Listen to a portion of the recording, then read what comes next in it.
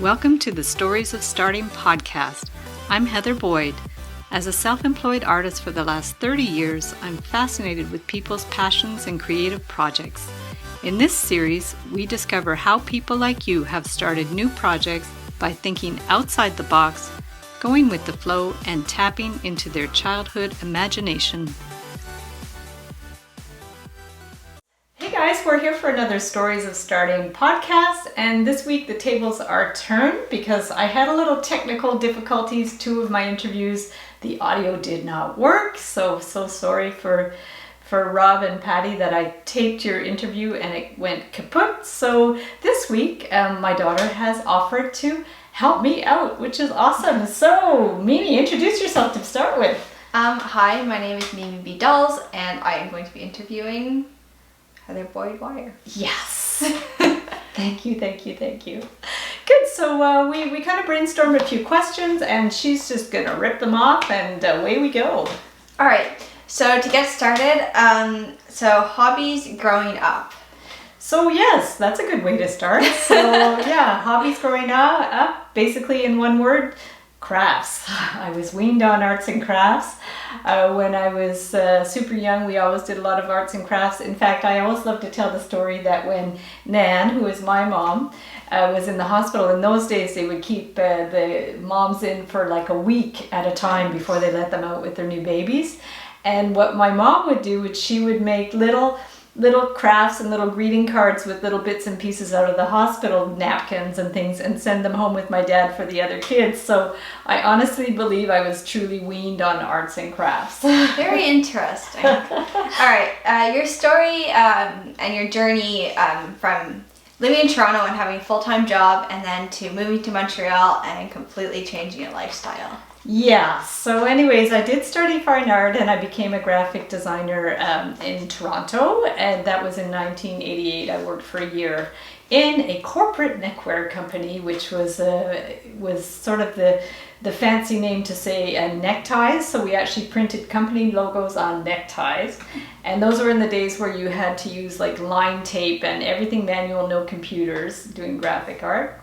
And I loved the work, but my boss was a complete psycho. So after a year of dealing with a lot of verbal abuse and seeing the employees treated bad, I had an opportunity to take a sublet of an apartment in Montreal from my friend Jennifer, and so I said, sure, why not? So moved to Montreal, I quit my job and started selling hand-painted buttons on the streets of Montreal. Wow. And that was making you a good income? Oh yeah, you know. I used to make about $3 a day standing on the street corner selling my stuff, and I don't know, I just was floating on a wing in a prayer and somehow managed to just scrape by my first summer and then met your dad. Well, I was going to mention that. It said so meeting Mark. Yes, so how that happened was I was selling in Old Montreal in August of that year. I'd been struggling all summer. And I had been starting to make little wire things, like just getting random hardware, store wire and making little weird bracelets. And I'm going to post some pictures in the blog. Sure. But so I set up in Old Montreal one day, and actually I never usually sold there, and Mark never usually sold there.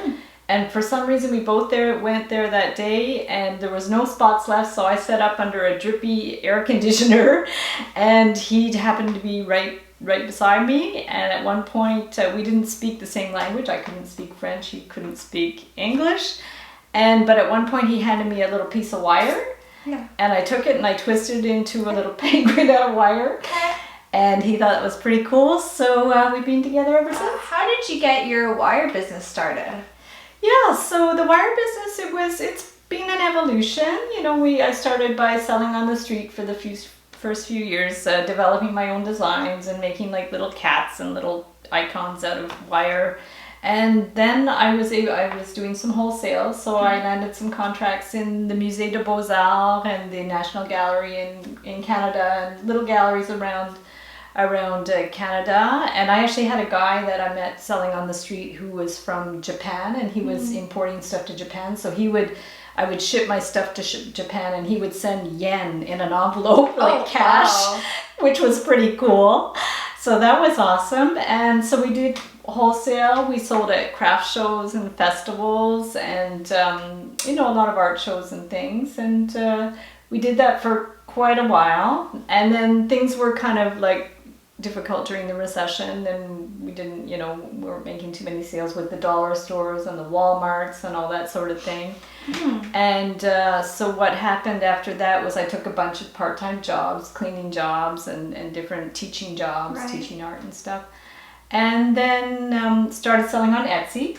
Yeah, actually that was one of the questions, is how you got started with your Etsy and how that all evolved. So explain. Yes, so explain. So Etsy, at the time, I started on Etsy when it was brand new. Well, it had been around for maybe a year or so, and it wasn't super user friendly. I was posting things, and you had to keep track of all, sales and renewing things, and it was pretty complicated. And so I started selling on Etsy and put up random stuff, random jewelry and things. And I made a sale here or there. I remember my first sale was a little pair of drummer earrings, and I was so psyched. It was wow. I remember that. That was crazy. And I think they broke in the mail, and I was like, damn it. So anyways, I figured that out.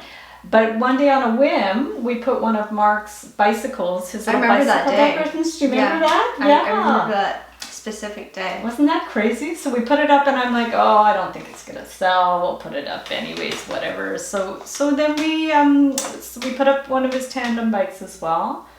And then what happened was we had sold a tandem bike, and then when the person left a review about the sale, they said, oh, I love the tandem bike. I used it on my wedding cake. Yeah. And I'm like, whoa, that's a good idea. And so what did you end up doing with that idea? Oh my God. So we rolled with it. We rolled with that idea, and we started marketing our stuff as wedding cake toppers. And what happened when you marketed your stuff as wedding cake toppers? Well, the sales went up, and we paid our mortgage. Yes. So awesome. I don't even have to ask you that question. So that was fantastic. You were wiggling towards that direction. So on another track, I would say, another path. So you love going to coffee shops. Oh, yes. And so tell me more about that addiction. Obsessed. Didn't we talk about this in your podcast? We did. Because we're obsessed. So I'm going to link Mimi's podcast interview below as well. Sure. But yeah, the coffee shop thing, it's funny because when I first came to Montreal, that big coffee shop thing wasn't really a big thing. Right. There were Van Hoots, which was... Van Hoots actually an adorable coffee shop if you're ever in Montreal. It's amazing, and it's a very, typical Quebec kind of brand, and they sell coffee in stores, but also have big coffee shops. And I remember going there, before internet, I had my little sketchbook, so I would go to Van Hoot, I would sketch up designs and ideas. I would get a big bowl of cafe latte and their oatmeal muffin, I think. Yum. And I would sit there and just brainstorm and work. And, funny, years later, I'm taking my daughter, and we often go to coffee shops. And you work there too. You're on your computer, and you do your Etsy stuff, and you do your YouTube and all your stuff, and it's great. It's like the evolution of coffee shops, and there's so many great ones now everywhere in Montreal and on the West Island as well. Oh, so amazing. Such a great thing. Name me one of your favorite coffee shops. Well, I would say one of my favorites is downtown in Griffintown. There's Cafe Lally, and I love Cafe Lally because it's an art gallery coffee shop. So the mom, Isabel, owns the art gallery aspect, and Anne-Marie owns the coffee shop, Cafe Lally, and it's right near Guy and Notre Dame, so highly recommend. Awesome. So another one of our urban adventures, you could say, is going to live stand-up comedy. Yes. Tell me a bit more about your obsession with that. Wow. Well, I don't remember exactly how long I've been going, but I remember one of the first shows I saw was with some friends of mine. We went to see Helen Hong at the Comedy Nest. Right. And I loved it so much, and I've always loved comedy, but never have really gone out to stand up. Okay. And then when I realized how easy it was and affordable it was to go, like often we'll go every week now to the Nest, and we'll say go on a newbie Tuesday and get a free ticket for Thursday, and it's just a great way to just get inspiration and just let loose, and I love it. I just think it's amazing. I do too. Yeah. So as I said, we go on a lot of urban adventures. We go to coffee shops. We go to comedy. Just tell me a bit more about your urban adventures and what you enjoy within those. I would say it's just general inspiration, and I think when you work at home, you could get very isolated, and it's the environment at home is very nice, it's bright, there's a lot of great advantages to it, but you also need the stimulus of meeting other people and going to see new things. I love to go to the art galleries and get inspiration at galleries. Sure. And just to get out and about, and it could even be considered exercise. I mean, sometimes we track how many thousands of steps on our iPods. You can do that on the health app on your iPod or iPhone. There we go. So it's actually my form of fitness. Perfect. What are the ideas and thoughts that come to your head when you're on the bus? Like, as you said, we go on a lot of urban adventures, and part of that urban adventure is taking the bus downtown. Yeah. And both of us are people who like to daydream and percolate ideas. Yeah. When you're on the bus, like, what type of ideas do you download? Wow, that's a cool question, and it's true that I actually really like public transit as much as people diss it a lot of the time. For sure. I love that time because it's funny, we put a lot of pressure on ourselves to meditate, and I'm not one that will sit down and meditate. No, I can't either. I love the concept. Yeah, me too. But I don't do it. So too fidgety. Exactly. So riding the bus downtown is a good 40 minutes of meditation. Really. Absolutely. And also you write comics. Yes. Is that a place on the bus that you percolate your comics, or where does that take place? Do you think about those on the bus, or I know we think about a lot of them in the car. Yes. Explain a bit more about the comics and how that's evolved.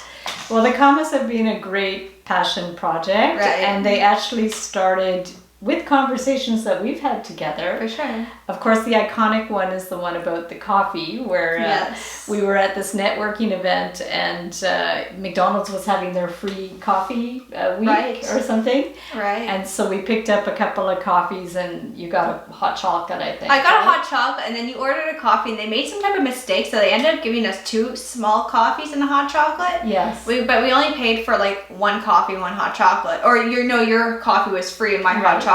So we got 2 free coffees and 1 hot chocolate we paid for. Right. Continue with the...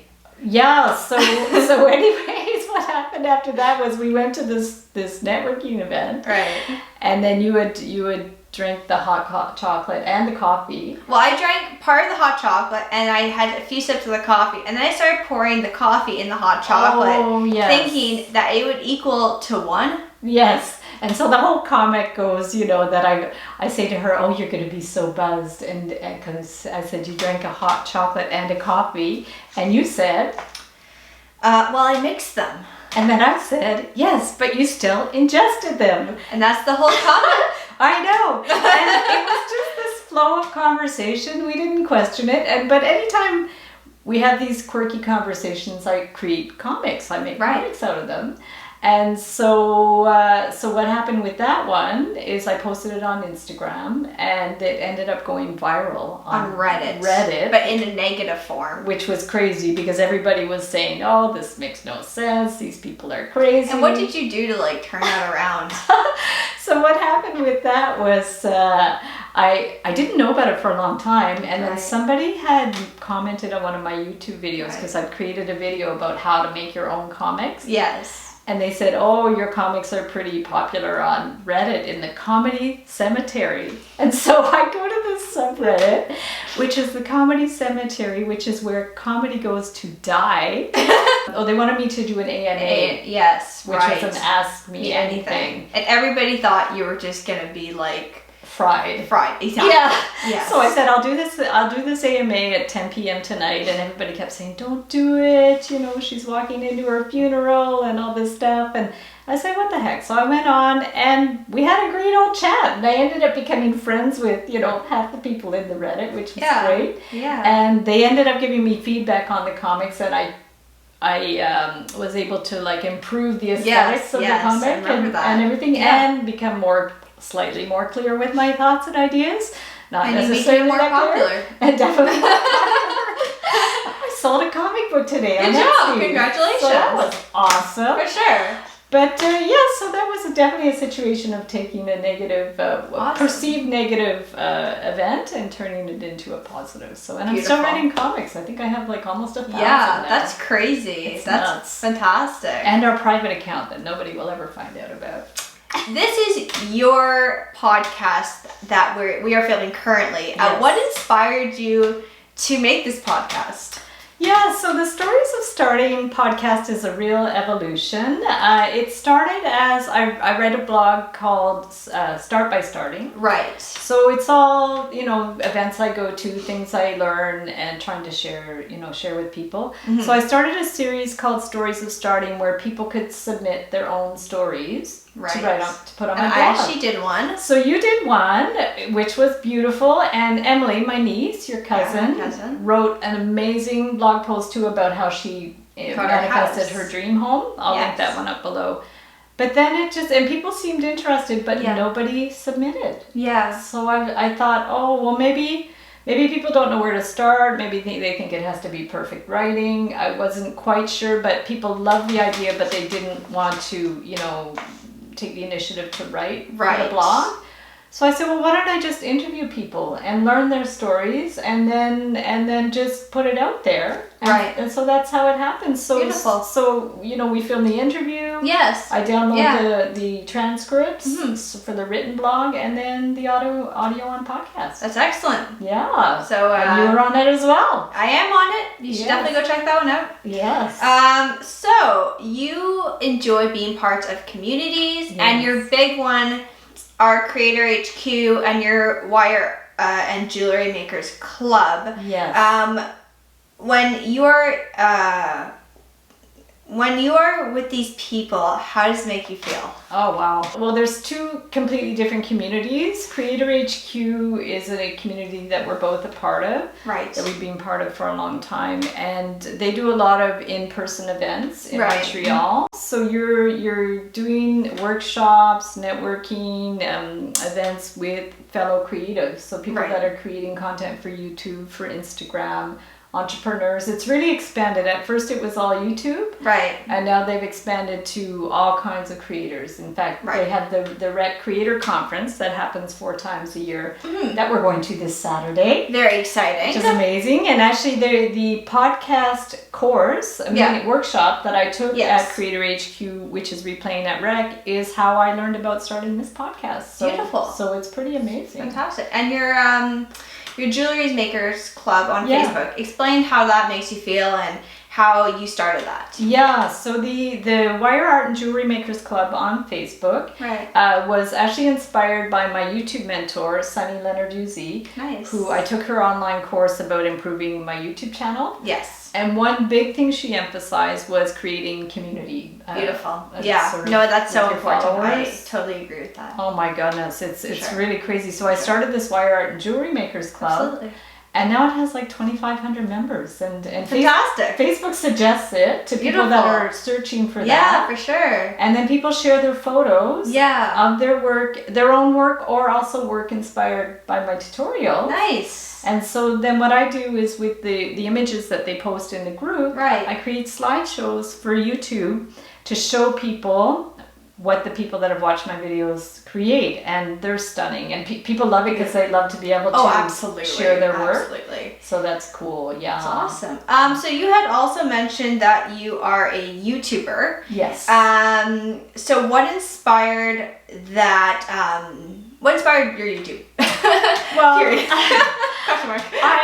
I actually probably wouldn't have started YouTube if it wasn't for you. Aww. Because Mimi had a YouTube channel. She had a few channels actually. You had your music channel and your doll channel. And I had a random channel. And a random channel. And I think I made kind of morphed the music one to many different things, and then realized it wasn't going to work, so I got rid of the music one. I think I tried I even tried like making a beauty video once, but I never posted it. Yeah. Because it was the most embarrassing thing on this planet, but I really wanted to try it. You tried, and but that's what I love about you is you try things, and Absolutely. I think that's what gave me the courage to start YouTube in the first place. For sure. Yeah, and really my first video was a crappy little tour of my dining room table, which was my studio. What's your niche on YouTube?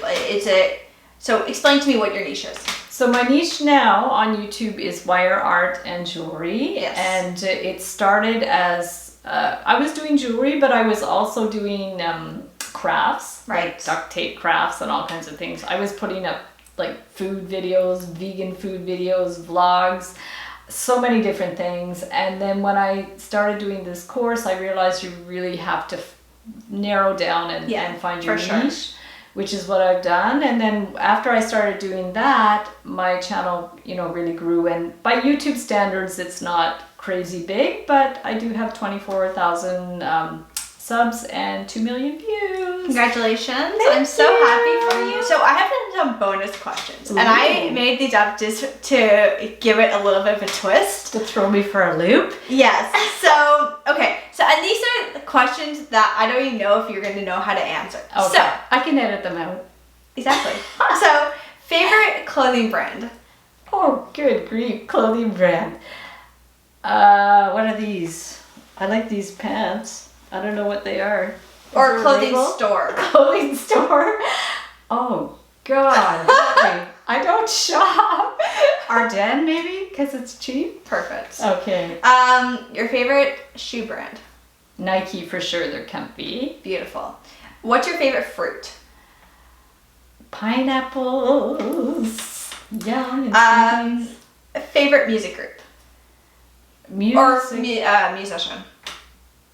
I love musicians that I know, it's I love Ben Cardilli. We followed him for a long time. Caleb Taylor. Nice. Local ones, but if you think of in my past, I used to love Pat Benatar, the Eagles, all those old 70s. So you also said Elton John at one point? Elton John is good too. He's like a typical 70s person. Okay. Billy Joel was another big one that I loved. Yeah. Cool. Yeah. And the last question for you. Oh wait, no. Actually, that's the second to last question. Ooh. Best movie you've seen recently? I know your answer. We kind of binge watch I Am Pretty. That's our most recent one. We love I Am Pretty. I love I Am Pretty. It's Me so funny. Yeah. It's classic. Amy Schumer's amazing. I wish I could have seen her at Just for Laughs. Me but too. Maybe one day. And then favorite book or author? Or both? Oh my goodness. I read a lot of inspirational books. So I've read all of Gabby Bernstein's books. I was going to say Gabby Bernstein. I love them. Yes. So I would say her. So her and her books? For author and books. Author and I've actually done her online program. Is there as well. a specific? I've seen her in person? Is there a specific book from Gabby Bernstein that you would recommend to your audience? I think they're all good. Okay. Yeah, there's a recent one called Judgment Detox is good because cool. I think we all fall into that pattern sometimes of judging others and judging ourselves. So it's a great book. Well, this has been fantastic. Thank you so much. Yeah, and we're actually here in my studio. So here's some stuff. This is actually a work that on my 50th birthday, my friends did a party for me at the Viva Vita Gallery, and so this is a communal canvas that we did at the show. So that was great. And then I have a whole bunch of paintings here. We didn't even talk about my art.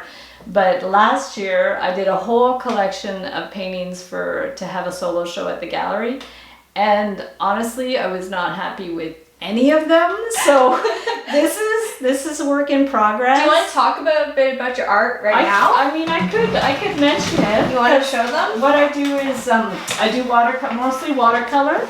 So here's one watercolor, but then I do a mixed media type of thing. So I would make like a wire sculpture. This one's a tree. I'll insert some photos in the blog. Yeah, for sure. And then I would put them on a painted kind of background type of thing. So those are fun. And then another one I did was one I found was I participated in an art battle a couple of years ago. So that's a live painting competition. This was just a sample for that. Beautiful. So you have. And you also really like drawing. Is this inspired by your drawing? I do draw a lot as well. I don't have anything there, but I do a lot of drawing, which really is in keeping with the wire. The wire, because you make your designs, so that would work too. Which is cool. For sure. Yeah. Cool. Awesome. Where can we find you on social media?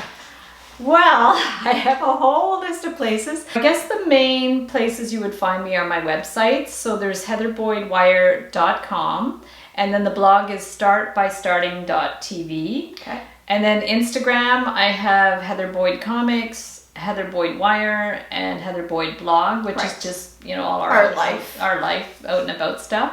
Most of my things are Heather Boyd Wire, YouTube, Twitter, all that kind of stuff. And you can always email me at info@heatherboydwire.com. And what about you? Where can we find you? Well, I have a website, which is mimibdolls.com, Instagram, which is mimib.dolls, and my Twitter is mimibdolls, and my Facebook page is mimib.dolls. Awesome. There you go. We'll put all the links in the notes, in the show notes, so people can just Perfect. Awesome. Awesome. Bye. Thanks so much for tuning in to Stories of Starting. If you would like to inspire others with your story, big or small, be sure to reach out via storiesofstarting.com. Until next time, always remember, your story matters.